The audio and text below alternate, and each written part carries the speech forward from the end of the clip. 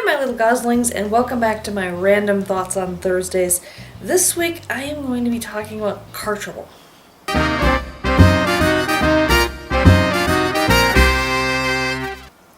So for any of you out there who happen to own a car, you probably have run into car trouble at least once in your life, unless you just got a brand new car like yesterday. I've had, my share of issues with cars over the years.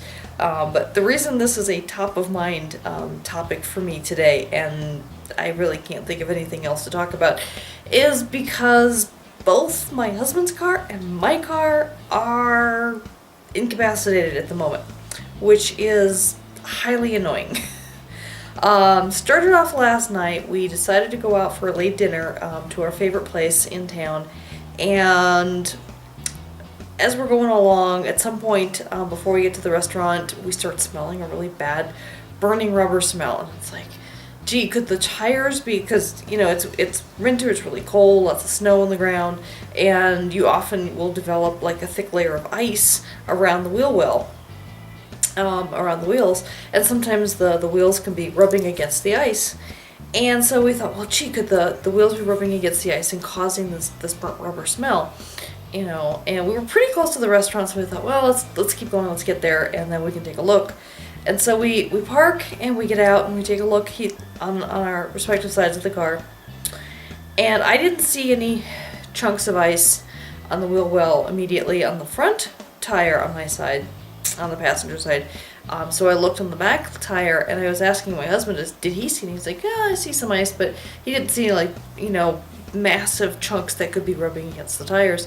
And as soon as I looked at the rear tire on the passenger side, boom, flat. Or as my husband called it, wrecked. I mean, it wasn't just like a slow leak kind of a thing. I mean, it was partially off the rim. It looks like, the whole wheel, rim, everything assembly is going to have to get replaced now, and it was real bad, which explains why we had that really awful burnt rubber smell too. It's like, ooh, we probably shouldn't have kept driving, but it was super, super cold out last night, and so I think at the coldest, it got down to like -20 or 30 or something, and that's not even with a wind chill. We didn't have any wind last night, so it was pretty cold. And so I am kind of glad that we actually made it all the way to the restaurant, so that we had a place we could go inside, we can be warm, we could talk through, like, okay, now what do we do? The restaurant owner knows us pretty well because we're regulars there. We used to go 3-4 times a week to this place, but since we've moved further south in town now, we get there once a week tops now, but we try and go at least once a week. And so the owner knows us, and so he was real kind and helped us get a cab to get us home, and just made sure that we got home safe and everything. It was too late to have the car towed last night just because no place was going to be open, so there's really no point to it. And he was like, yeah, just leave the car in the parking lot and deal with it when you get a chance. So this morning my husband was going to take my car to get to work because he had some really important meetings to deal with today at work, and he gets in my car and the emergency parking brake was stuck and wouldn't disengage. And we have it's an electronic parking brake, so because the guy from the tow company decided, oh, let me look at it, and he says, oh, it's electronic. Well, no wonder you need a tow.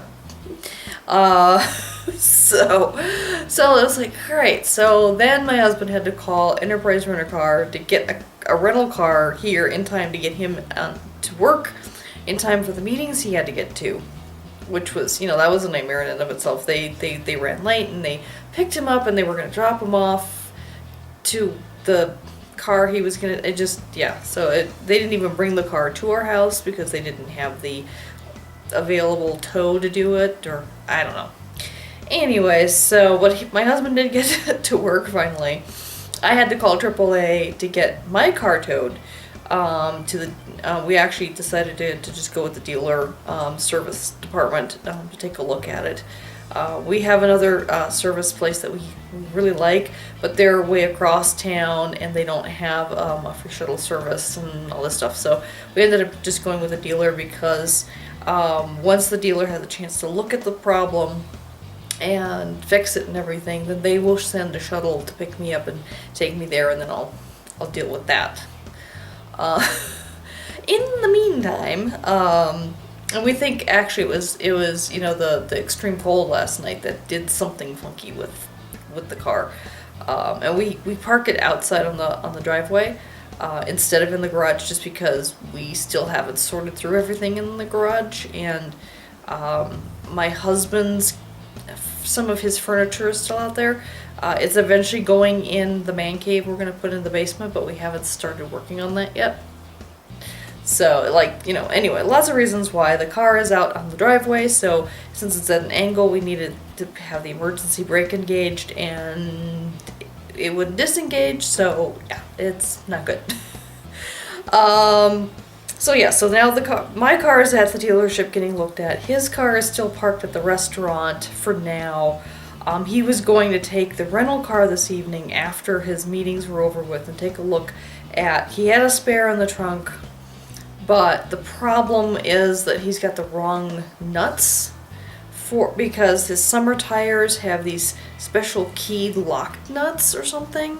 I don't quite understand, but that's okay. I just know that if he had tried to switch the tires last night, and it was really cold out, but he wasn't sure if it would work, and he didn't want to, you know, go through the effort in the cold and the dark and have it not work. So I think he's probably over there now. It's still somewhat daylight out, and he's, you know, gonna try and make it work today, so that he can drive his car to the discount tire store for them, because they're the ones who put the winter tires on for him, and I think there's a warranty that he paid for. So supposedly they'll replace the wheel if it fails for him. So hopefully that'll get taken care of. And then at some point or another, we're gonna have to return the rental car and pick up my car, and you know, all this, you know, coordination of stuff so that we can both have our cars again. But yeah, so that's basically what I've been dealing with today. And I actually had to miss a call with a client this afternoon, and thankfully one of my subcontractors was going to be on the call anyway, and my subcontractor is actually going to be my point person on the project, so thankfully that worked out. Otherwise I would have just lost a huge project. You know, like literally almost a 100-hour project.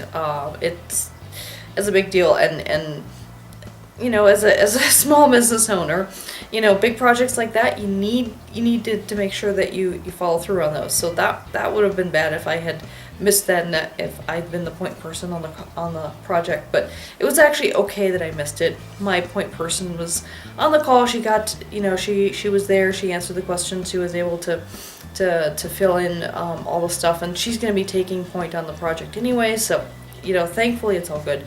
But there's several other projects that I'm trying to coordinate and manage, and a couple of things I've got to do work-wise, and also trying to be available so that if I need to go pick my car up, if they fix it today, and then pick my husband up, and just, you know, all of that good stuff. It's just kind of crazy.